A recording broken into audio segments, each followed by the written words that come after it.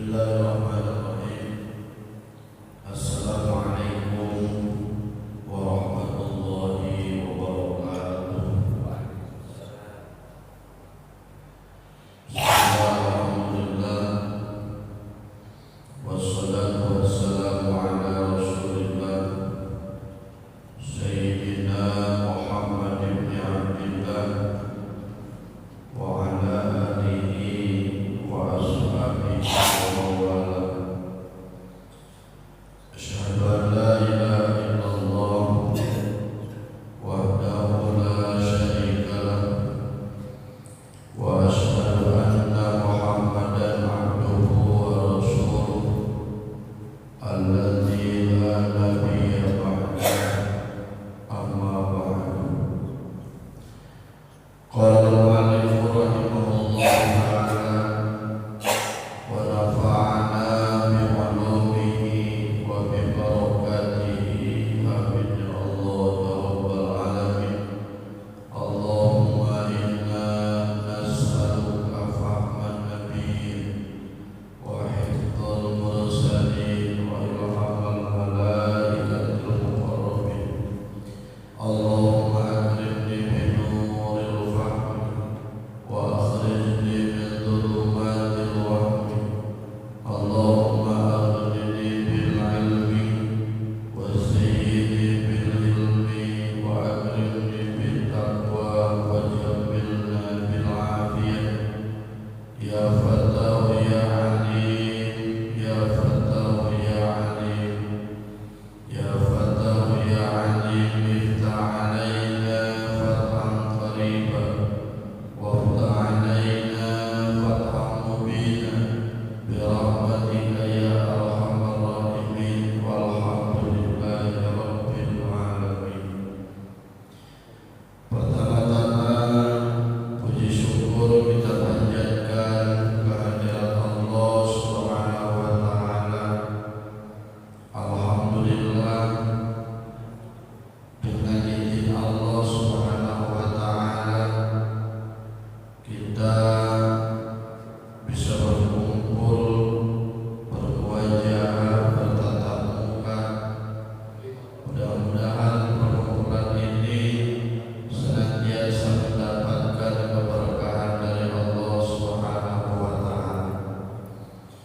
Shalawat beserta salam kita curah limpahkan kepada baginda termulia Nabi besar Muhammad sallallahu alaihi wasallam. Tidak lupa kepada segenap keluarganya, sahabatnya, tabi'in dan atba'ut tabi'innya. Mudah-mudahan sampailah kepada kita selaku umatnya, yang mudah-mudahan kita semua nanti pada hari kiamat mendapatkan keberkahan dari Allah Subhanahu wa taala. Amin ya Allah ya rabbal alamin. Hadirin jemaah pengajian rahimakumullah, kita lanjutkan pengajian pada pagi ini, yaitu bagian kitab fikih. Setelah kemarin kita 2 minggu menjelaskan tafsir Al-Qur'anul Karim, 2 minggu yang akan datang kita akan menjelaskan tentang fikih. Tentu kitab fikih ini pentingnya harus kita kaji untuk memahami cara-cara kita beribadah kepada Allah Subhanahu wa taala. Karena dalam ibadah tentu harus sesuai dengan aturan-aturan ibadahnya. Jangan sampai kita beribadah kepada Allah tidak sesuai dengan aturan-aturan Allah, yang ada ibadahnya bukan sah, tapi ibadahnya fasid, ibadahnya tidak diterima Pada kesempatan pagi ini masih menjelaskan syaratnya sholat. Bagian nomor yang ketiga, wasalisu al-wuqufu ala makanin tahirin. Syarat sholat yang ketiga adalah ketika kita sholat, maka syaratnya al-wuqufu, dia harus berdiam diri ala makanin tahirin, di suatu tempat yang suci. Berarti tempat yang dipakai sholat itu tempat yang harus keadaan suci.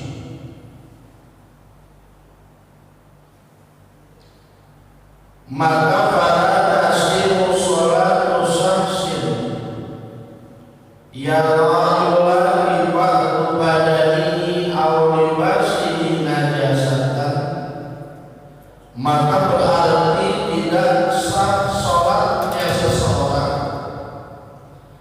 kalau ternyata sebagian badannya ataupun sebagian pakaiannya kena najis. Kita sholat, sebagian badan kita kena najis, maka tidak sah sholatnya.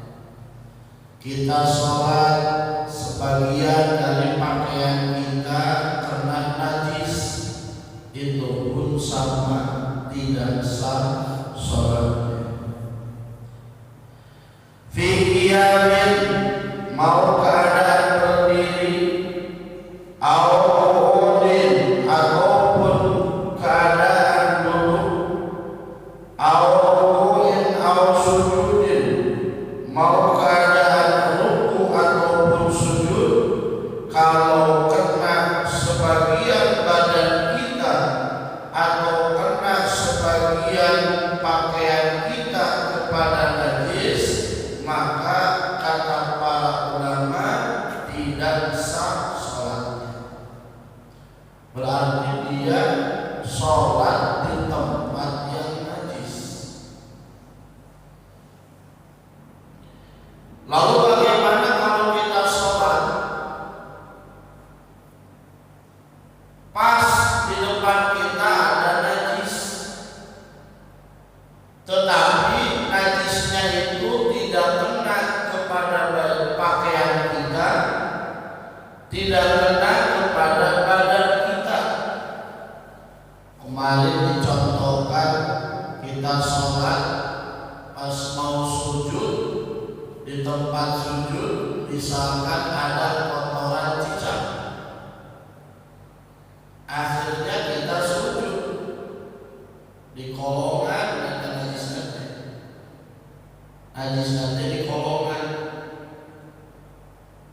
tidak kena kepada badannya, tidak kena kepada pakaiannya, maka itu hukumnya sah sholatnya, tapi kena hukum makruh. Ka'ahada sodrohu fi hari sujudi najasa ma'ada min umasa lam yadur, tidak jadi makruh kalau kita sholat pas sujud ternyata pas perut kita ada najis, tapi gak kena sama pakaian kita, gak kena sama badan kita, maka sholat yang seperti itu dihukumi lam yadurru, tidak jadi makruh, berarti sah sholatnya.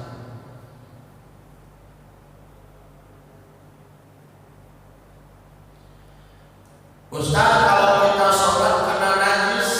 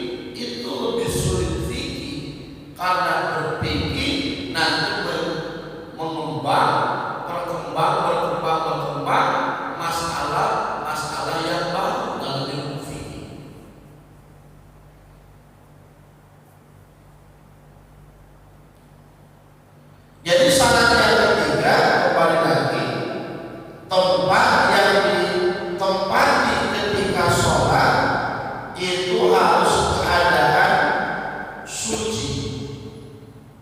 Berarti kalau tidak suci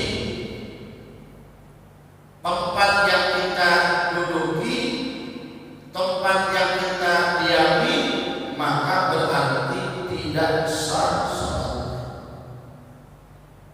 Ada pertanyaan begini, kita mau sholat tempatnya najis, setelah itu lalu kita pakailah sejadah, bawa dari rumah, tempat yang najis itu ditutup dengan sejadah, maka kata para ulama itu hukumnya sah. Contoh misalkan karpet, ini kan karpet nggak tahu apakah 100% suci. Kalau bersih sih iya bersih, tapi kesuciannya belum tentu kan kita yakin karpet ini suci apakah suci. Karena prinsip orang sekarang itu yang penting bersih bukan suci. Ya kalau bersih ya insya Allah selalu bersih, disedot dengan alat bersih, tapi bersih itu sudah pasti suci apa enggak? Makanya saya di masjid itu karpetnya kan masjid itu full seperti ini, kan dikasih karpet